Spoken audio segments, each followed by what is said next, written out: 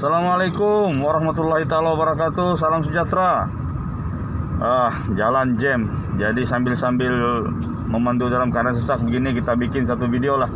Kali ini isu dia agak sedikit nasional.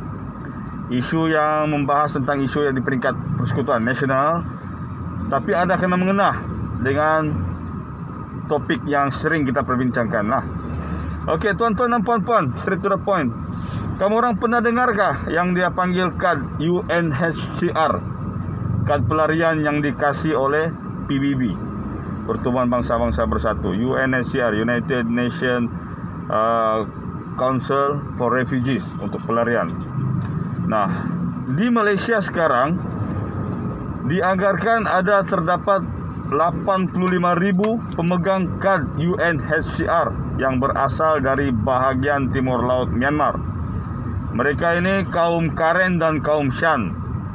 Diorang dulu terjebak dalam perang dadah di segitiga dadah di di Golden Triangle sana, si Kunsa punya tempat. Jadi memandangkan keadaan diorang tidak aman, diorang bilang, so diorang memohon pada PBB untuk review kawasan diorang sebagai kawasan bergolak. Jadi ini hal PBB yang menentukan. Betulkah ini kawasan dalam keadaan bergolak dan memerlukan pelarian keluar dan dilindungi atau tidak. Jadi PBB membuat kesimpulan kononnya betul kawasan diorang, dia cakap ada kacau-kacau lah. So dia kasih taraf pelarian sama diorang di bawah UNHCR. Dia punya kad UNHCR nama dia.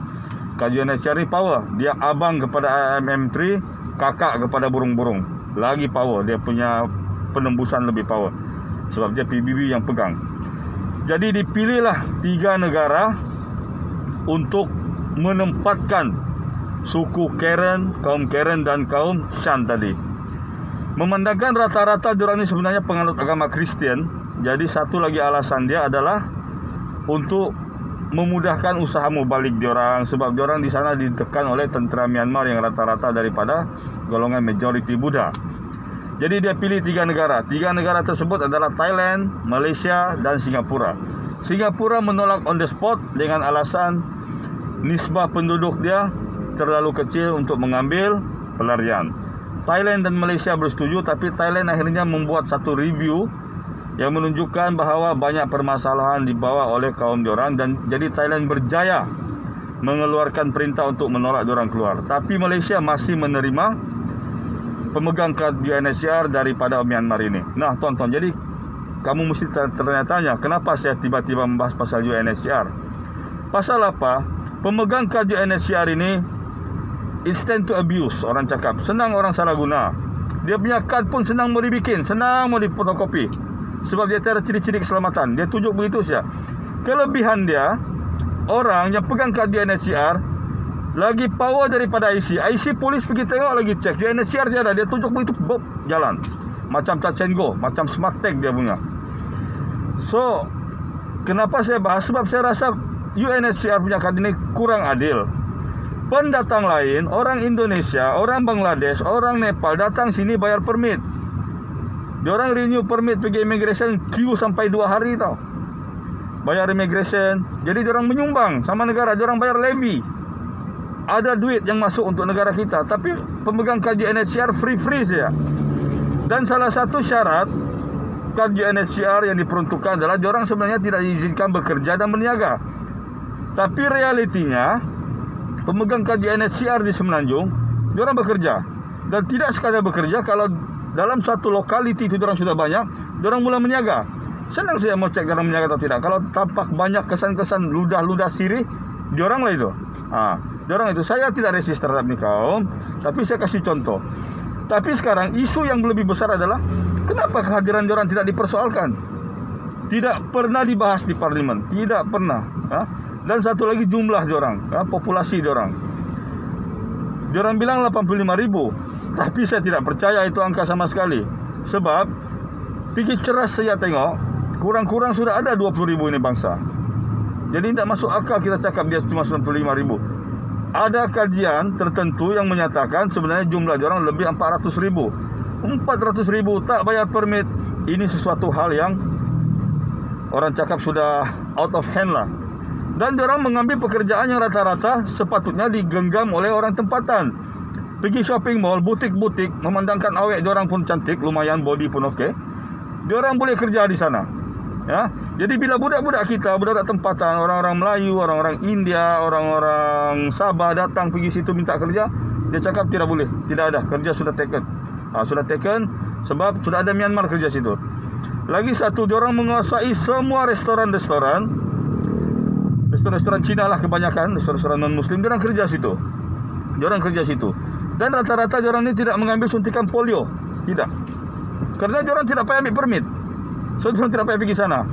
Okey, lepas itu diorang banyak sekali menggunakan kemudahan-kemudahan asas yang disediakan untuk warga tempatan. Salah satunya klinik kesihatan. Okey, klinik kesihatan di Semenanjung untuk warga tempatan kita bayar RM1. Ada setengah perkhidmatan free. Tapi untuk warga asing, dia akan charge RM15.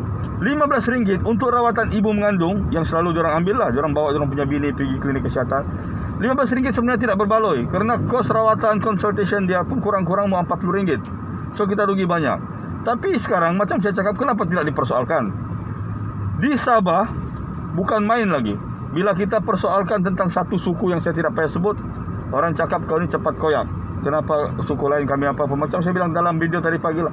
Tapi kenapa ini pemegang KJNSCR tidak diperbesar-besarkan? IMM 13 dulu pun sebenarnya asal usulnya pun UNSCR, pasal ada konflik di selatan Filipina. Tapi kita convert ke IMM 3 supaya ada gabungan immigration yang boleh masuk untuk mengendalikan isu tertentu, untuk menghalang diorang daripada mendapat kerakyatan, ya. Tapi biasalah orang cakap ada parti yang terdahulu yang sekarang tolak itu hal pergi parti lain. Dia tidak mengaku bahawa dia mengambil kesempatan daripada pemilik IMM 13. Sebenarnya IMM 13 ni pun dia punya struktur sama dengan KJNSCR. Tapi itulah ajaibnya. KJNSCR yang ada di Semenanjung orang tidak pertikaikan. Diorang tidak cakap pun. Diorang peluk tubuh. Mungkin sebab apa diorang tidak mengundi. Boleh jadi, kan? Tapi yang di Sabah pun bukan mengundi juga. Sebab diorang tidak isi, kan? Jadi sekarang itulah, sebelum kita memandang kuman di seberang laut, tengok dulu dinosaur di depan mata.